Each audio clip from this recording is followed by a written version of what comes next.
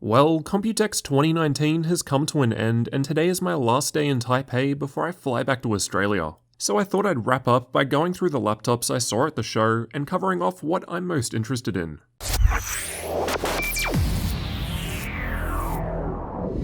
Let's start out with the more budget-friendly entry-level options that were announced. As Nvidia only recently launched the 16 series for laptops, we're only just now getting options like the 1650 and 1660 Ti available for laptops. So this allows companies the option of making lower to mid-range products that don't have the RTX tax. To start off, we had Dell's refreshed G3 gaming laptop, and I must admit it looked much nicer when compared with the older model. It's got a slimmer design, but as we all know, less space typically means less cooling. So it will be interesting to see how it goes when combined with the new Intel 9th Gen CPUs. The G3 also has the option of a 144Hz screen now as well, and of course the all-important RGB keyboard. It starts at $799 for the lowest end specs, but yeah, great to see new entry-level options becoming available. The next budget-friendly laptops I looked at were the new Aorus 5 and Aorus 7. I had quite a few comments on that video talking about how these don't really match with the Aorus brand, which in the past couple of generations seems to have been a more premium brand,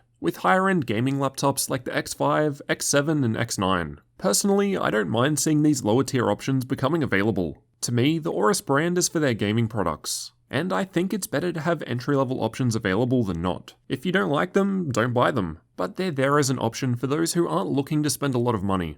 After that, I looked at Acer's refreshed Nitro 5 and new Nitro 7 gaming laptops. People seemed torn on these. I think many are just a bit tired of the same black and red gamery design. But then again, at the same time, some people really like it, so it comes down to personal preference in the end.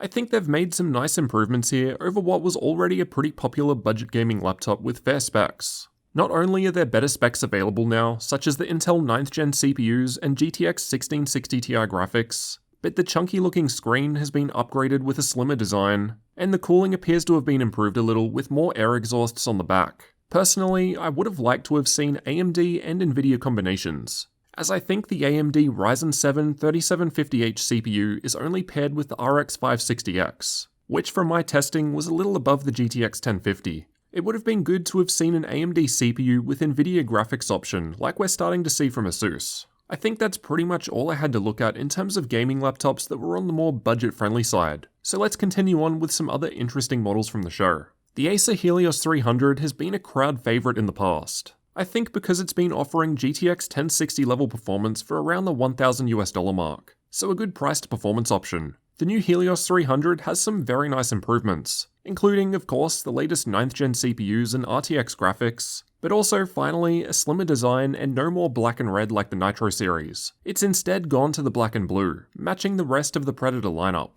Maybe I'm just getting sick of the red, but I do prefer this look and I hope they still price the new model quite well once it's fully released. MSI had their new GE65 Raider on display, which again looked alright. To be honest, MSI have quite a few different models available that are pretty similar, and it was hard to really differentiate this one just by looking at it on the show floor. So I'll need to wait till I have it for testing to get a better idea of what it's offering. The Alienware M15 and M17 seem to be offering some nice improvements over the older models. They're using the same Legend design that the beastly 51M announced earlier this year at CES uses, which makes sense as all the products will share similar design elements. I admit I personally like the lighting on the back, but stuff like that will of course always be personal preference. Dell say they have completely redesigned these machines, along with the cooling, so it will be very interesting to see how they hold up under my usual suite of tests once I get my hands on them.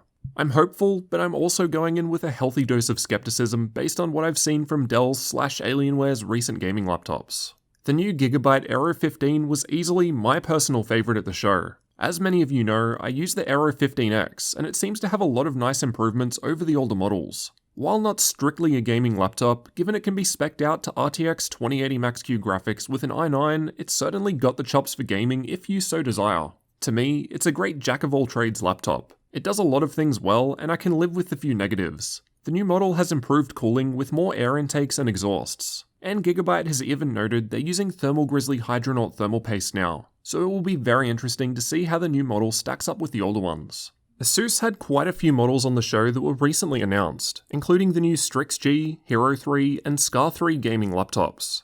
The Hero 3 and Scar 3 don't look too different compared to the two versions, or even compared against each other. Same overall design. There are some changes, and we get 9th gen CPUs now. But yeah, nothing too groundbreaking here. They have a little part on the back to help improve cooling now, which I guess allows them to keep the screen with thinner bezels while having the bottom section larger for improved thermals. I'm more interested in the new Zephyrus laptops, as this has typically been a more premium brand, and they now have more somewhat budget-friendly options like the GA502 with AMD Ryzen 7 3750H and NVIDIA GTX 1660 Ti graphics. An interesting combination.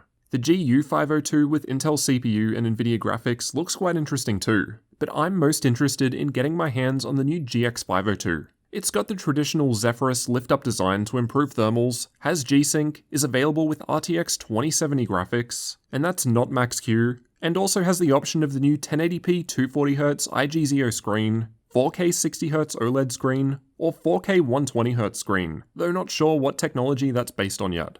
Don't worry, I haven't forgotten about the TUF series. I just didn't spend much time looking at it here at the show as I've got it back at home for testing, so I'll have more videos coming soon. Getting into the higher end was the Acer Helios 700. While definitely out of the range for most people, I think it's always interesting to see new designs like this enter the market. While you may not buy one, for all we know, this sort of keyboard pull-out design to improve thermals could make its way into smaller machines in the future.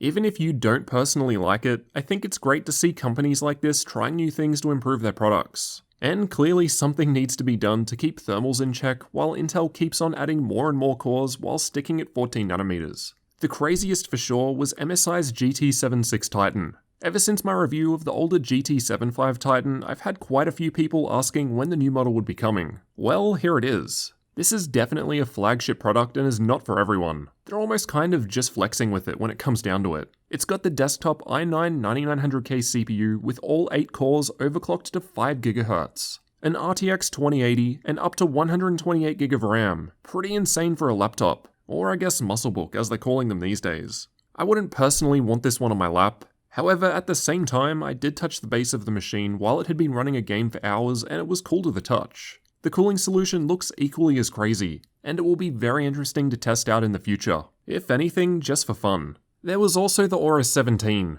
the replacement for the Aorus X9, which was there as a prototype machine, and while not finalized, looked pretty good. A nice throwback to the previous X9 in terms of design, and it will be interesting to see how it turns out when it's ready. I also saw the replacement to the Clevo P775TM laptop. That's another with i9-9900K that I've previously reviewed. I was told that it's been redesigned for the new 10th gen CPUs that aren't out yet, and I wasn't allowed to film it, but I can say it looks awesome. While not strictly a gaming laptop, I did also see the Asus ZenBook Pro Duo, which has the dual screens. It's available with an Intel i9 CPU and RTX 2060 graphics, so could be used comfortably for gaming if you wanted. I think the design is more practical than the dual screen laptop HP was recently showing off, as it extends the whole width of the top display. So yeah, could be interesting for things like playing a game on the top screen and having a chat like Discord or even streaming programs open underneath.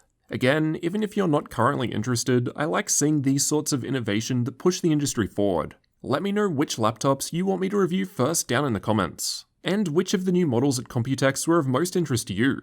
I look forward to seeing what you guys think. But for now, I've got to start my journey back home to Australia, where I've got tons of laptops to finish testing. So if you're new to the channel, make sure you get subscribed for my upcoming detailed reviews.